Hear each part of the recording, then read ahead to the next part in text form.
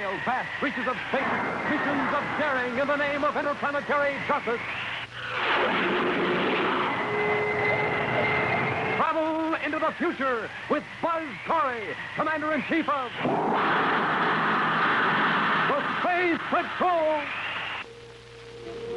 Space Patrol is presented by Nestle's Quick for the greatest tasting chocolate milk and those terrific Nestle's chocolate bars. Wait a minute, Commander. We know that living planet isn't a planet at all, but a huge form of life. How could a thing like that have moons? Had rocks on the surface? Yes, sir, but they were alive. They were actually living things that... Wait a minute. You mean those moons could be alive? Yes, Robbie, they could be alive. And they are. Stand by for exciting action on Lost in Galactic Space in just 1 moment.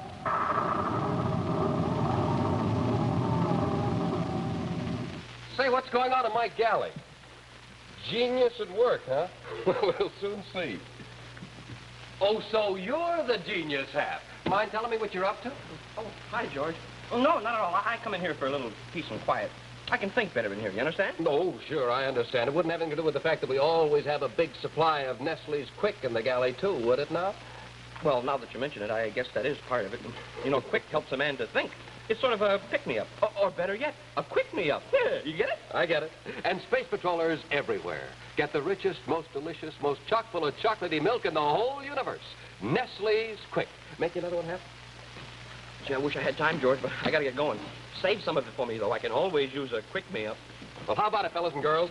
How would you like a quick-me-up with delicious Nestle's Quick? It's so easy, it really makes itself. Look, first, pour yourself a big glass of cold milk. Then, drop in 2 spoonfuls of Nestle's Quick, like this. Stir it a little, and it's completely mixed, ready for you to drink and enjoy. So, get the big brown and yellow can that says Nestle's Quick. That's Q-U-I-K, Nestle's Quick. Oh, and say, be sure you have pencil and paper ready for a very important announcement about the cosmic rocket launcher later in the show. Well, here's to you.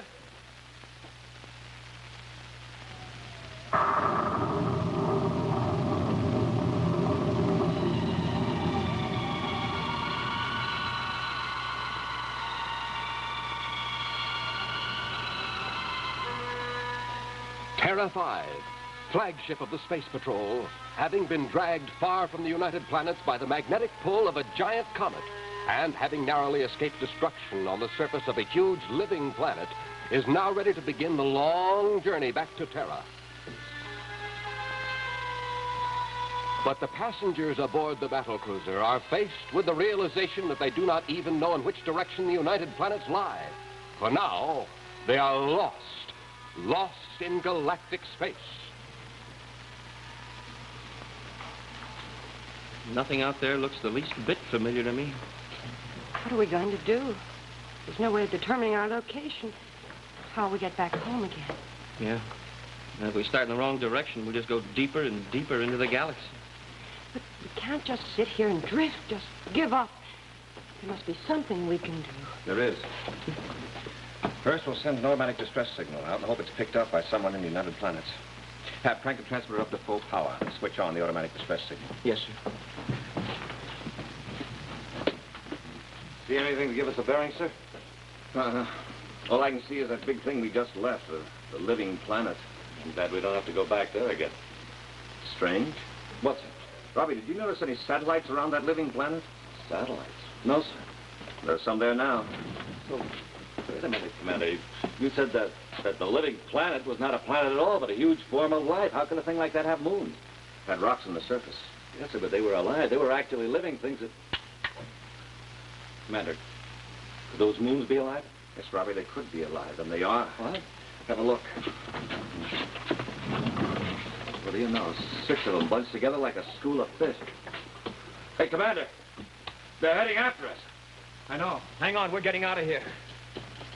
Commander, you better make it fast. They're really heading after us. Smoking rockets, who ever heard of a spaceship being chased by a bunch of moons? They're gaining on us, sir. I don't understand. How can they move in space? Maybe it's some sort of magnetic propulsion. But they're alive. So it's personal magnetism. What am I laughing about? Commander, faster. More rockets are bearing down on us fast. We're under full rockets now. The one in front's gonna hit us. Watch out!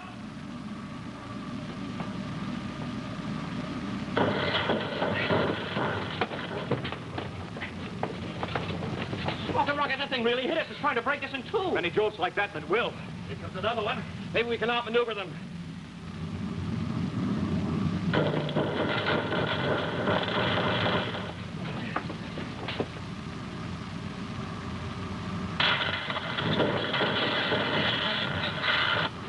The blasted things are ganging up on us. They'll split a seam. We'll lose our air. Commander, we can't take much more of this. We better get out of here. Well, what can we do? They'll just follow us. We'll have to use our time drive. Time drives. We don't know what our position is. We don't know where we'll wind up. Yeah, we might get lost in space even worse than we are now. We'll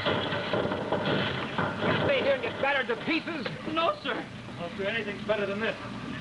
Here we go.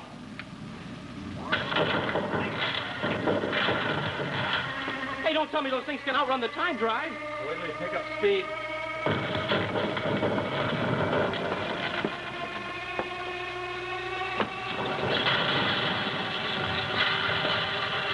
It's no use. We can't escape them.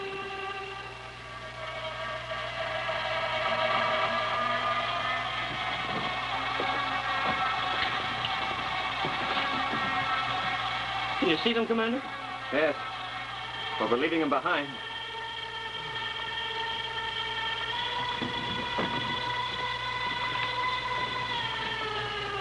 Commander, what are you doing? Turned off the star drive. What about those moons that were chasing us? We're out of danger. The rate we were accelerating, we would have soon warped time. I think we're in enough trouble now without getting lost in time as well as space. Oh, I hadn't thought of that. Well, the automatic pilot is decelerating us. We better check the ship for damage.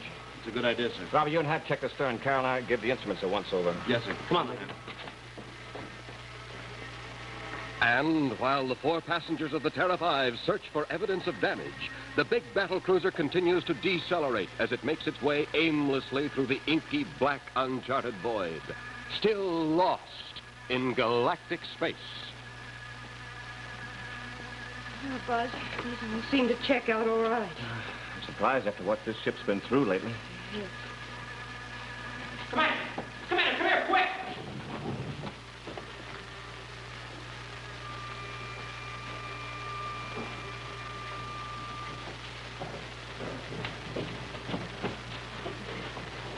What's the matter, Hap? Over here, Commander. I heard your call, Hap. What's up? The air purifier. It's not working. As a matter of fact, it hasn't been working for quite some time. You're right, Happy. Must have been knocked out by the crash of those moons. Oh, Buzz, that means we haven't had any fresh air since it quit running. We've been breathing just what was left in the ship's compartments. Yes, sir. The air in here is stale already. Maybe we can repair the purifier. Let's have a look at the installation, Darley. Right, sir.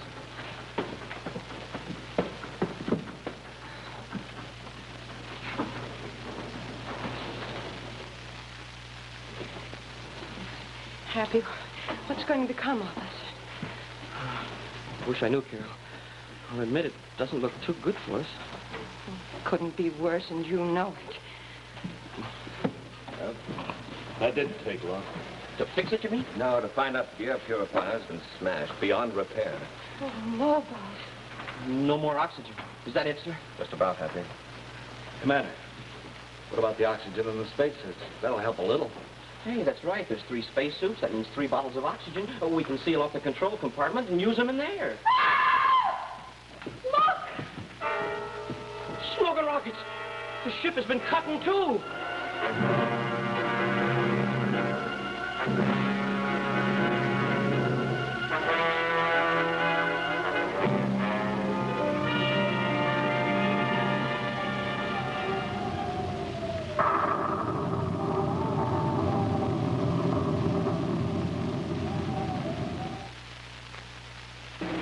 Today is the last day. It's the very last day. Yes, this is absolutely the last day we will ever make this sensational offer. Space Patrollers, if you haven't sent for your cosmic rocket launcher yet, you better step on it, because after today, this offer will never be repeated. And man, look at it. It's actually modeled after the giant rocket Commander Corry uses. It carries its own scout car with plenty of room for secret messages. You launch it with this stainless steel trigger, and it flies down 33 feet of break-proof nylon cord. It hits its target with pinpoint accuracy, and zip, down goes the scout car automatically in midair. Then you just snap the scout car back in like this, load it, and you're ready to fire again. And man, what speed. Of course, this was just a slow motion demonstration. Now, watch how fast it really goes. Well, how about that?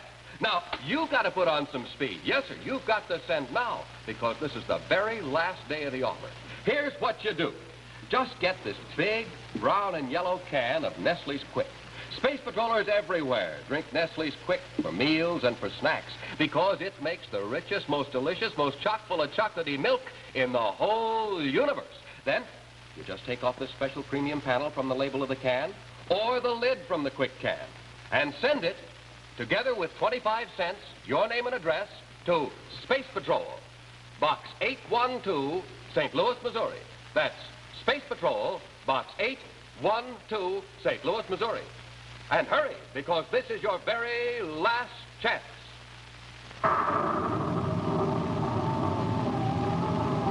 Now, back to Space Patrol.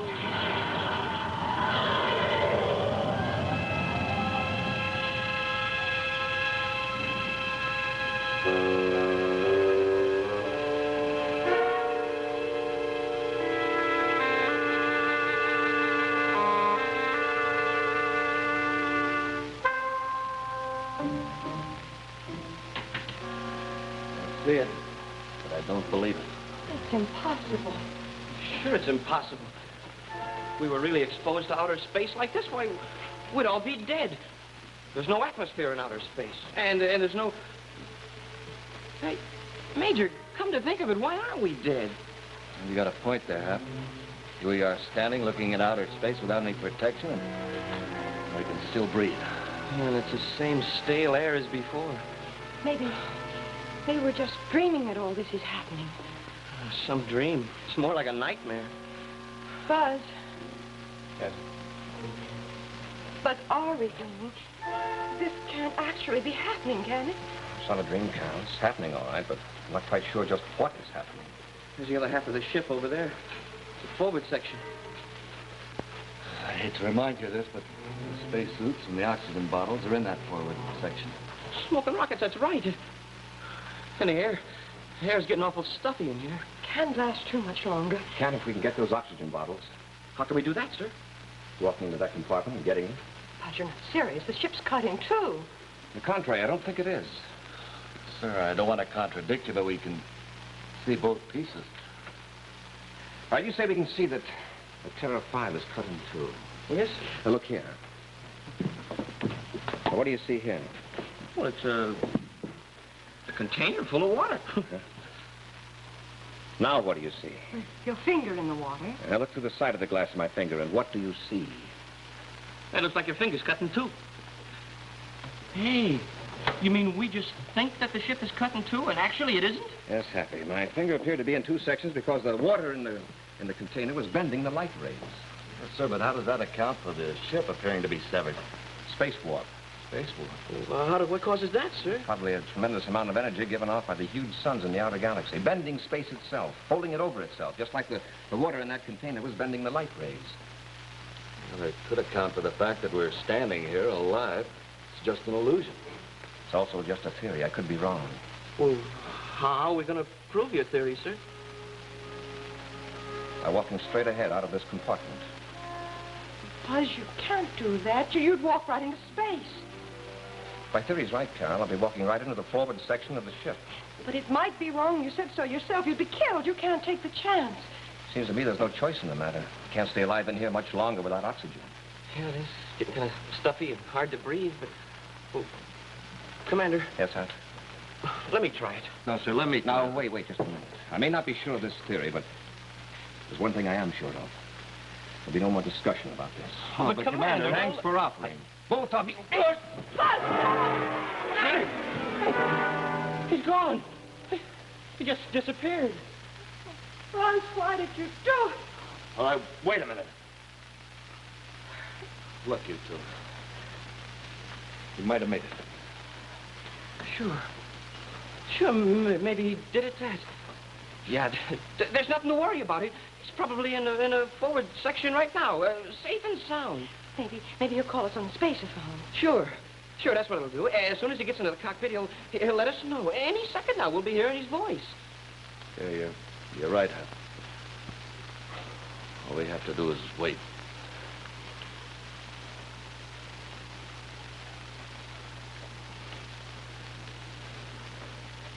He probably stopped to check the oxygen bottles.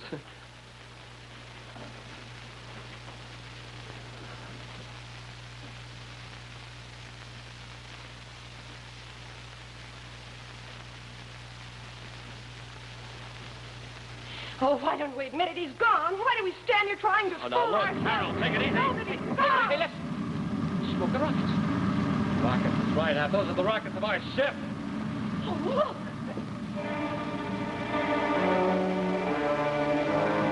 Did you see what I saw? Don't know, Hap. I sure hope I do. Commander, you were right. Hey, your theory was right. Commander, we glad to see you. I moved the ship out of the space warp. Carol, I guess seeing you was too much for her, Commander. She really thought you were a goner. It's part of it. It's the foul air in here. Pat, get the spacesuits. Yes. Let's get her forward, Robbie. Yes, sir.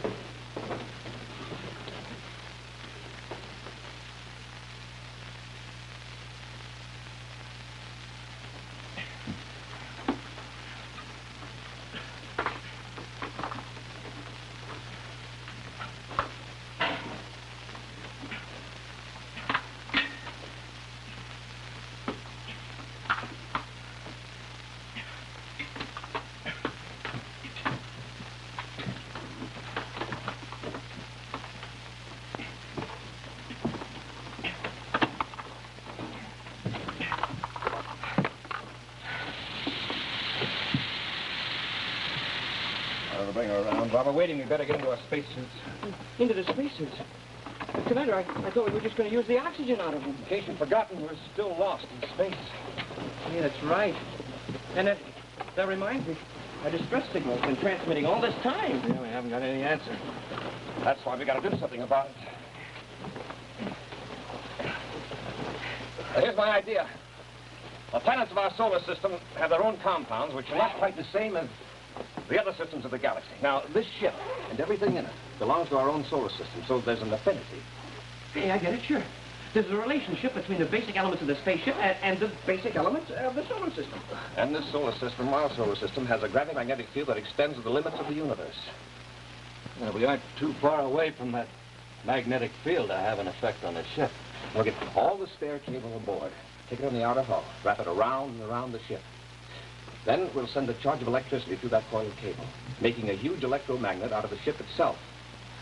If we're lucky, the ship will turn in space, following the directional flow of the gravity-magnetic field. Sure, it will be just like the needle on a compass, and it will be pointing right straight for the United Planets. Hey, Carol's coming, too. Empty half the oxygen out of your mask. Nothing. Okay, Randy.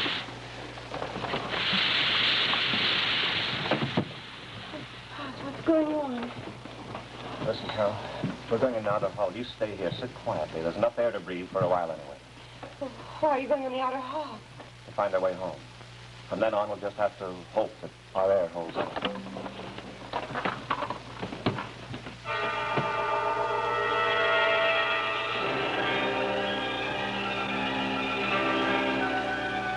Feverishly, the three space patrolmen set to work, racing against time and their dwindling supply of oxygen. For this is their last chance. If they should fail to locate the solar system this time, there will be no second chance. They will be doomed to wander aimlessly in galactic space, lost, and waiting only for their air to run out. Moving as quickly as they can in cumbersome spacesuits, they gather every foot of spare cable they can find.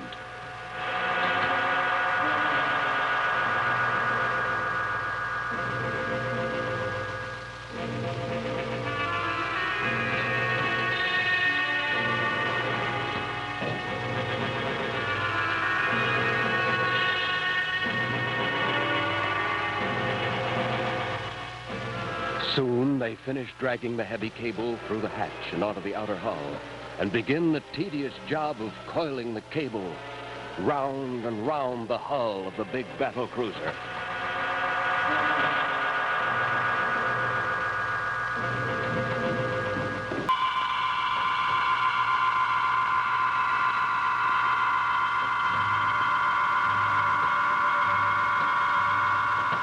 And then, the job is finished.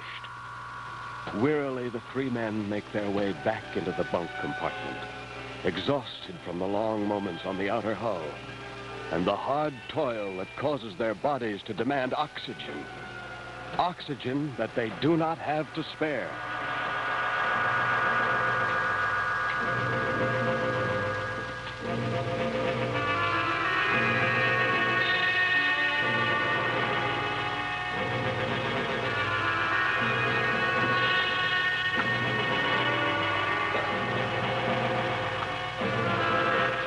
Their work finished, they re-enter and seal off the bunk compartment, grateful for the opportunity to rest and conserve their energy, and most of all, to save their precious oxygen.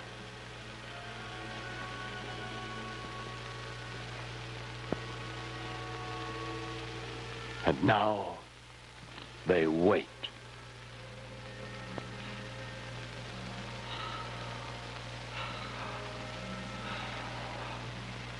Buzz, Yes, Carl. do you think we have a chance? I've been watching the star through this port. If it suddenly moves out of sight, it'll mean that our ship is being turned toward home. Like the needle of a compass. And it's still there. It hasn't moved. No, the star hasn't moved since that. It's gone. You hear that? The star's gone.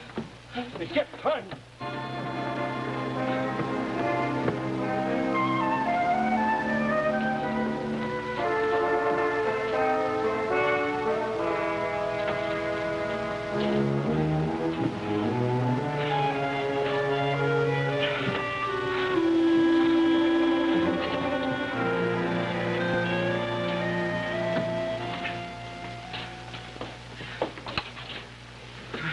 Commander, do you think we can make it without any air? We'll use the time drive, Hap, but hold the speed down so we don't cross a time line. Stand by. Standing by, sir. Hit time drive. We're on our way home, Happy boy. On our way home.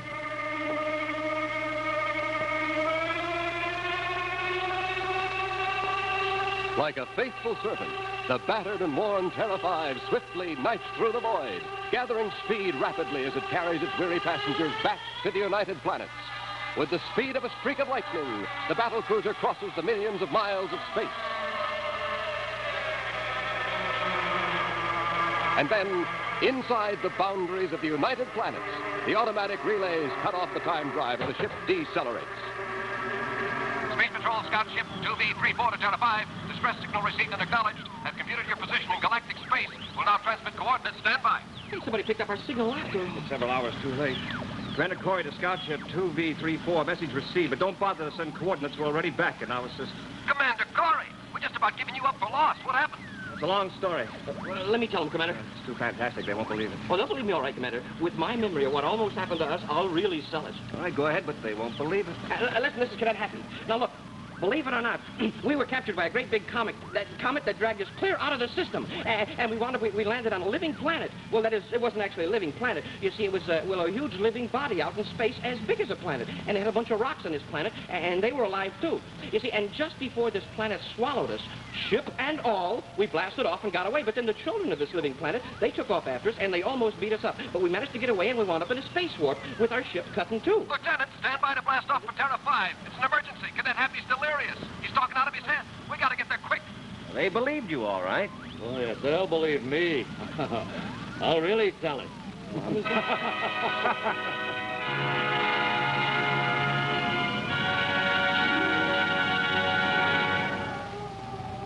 In just a moment, a preview of next week's exciting Space Patrol adventure, which will be brought to you by Rice Chex and Wheat Chex, the bite-sized breakfast cereals in the red and white checkerboard packages. Hi, Space Patrollers. Captain George Barclay. Well, how do you like it? It's our cosmic inter-tent intercom, and it sure works out swell on our camping trip. Show you how it works. What? Hey, what's that? What? Oh, it's a message from Captain Barclay. Wow.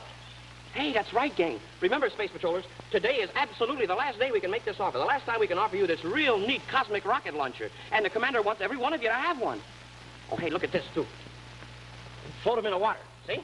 Like that. Now, remember, they're made of plastic, and they're break-proof, and they're waterproof. And this is the last day that we can make this offer, so you better send for yours today. Send a Rice Chex or Wheat Chex box top, together with your name and address and 25 cents in coin to Space Patrol, Box 812, St. Louis, Missouri. Don't forget your 25 cents. That's Space Patrol, Box 812, St. Louis, Missouri. This offer good only in USA and may be withdrawn at any time.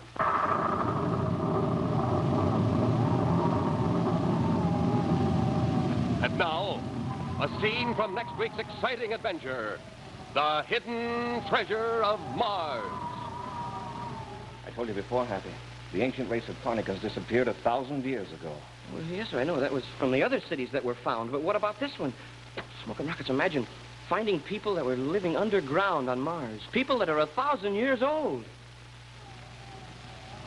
Be sure to see what happens when Buzz and Happy enter an ancient underground city on Mars and find themselves forced to search for the hidden treasure of Mars. Next week on Space Patrol.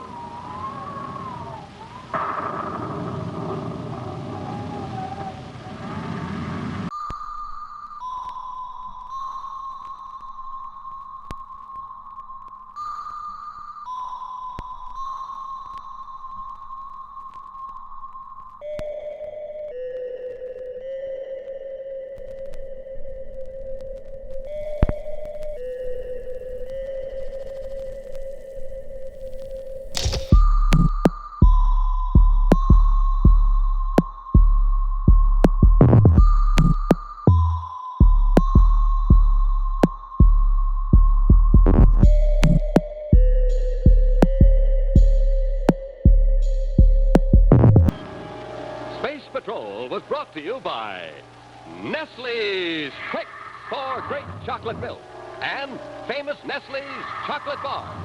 Remember, Nestles. Nestle's makes the very best chocolate. Be sure to hear Space Patrol on ABC Radio every Saturday. Consult your newspaper for time and station.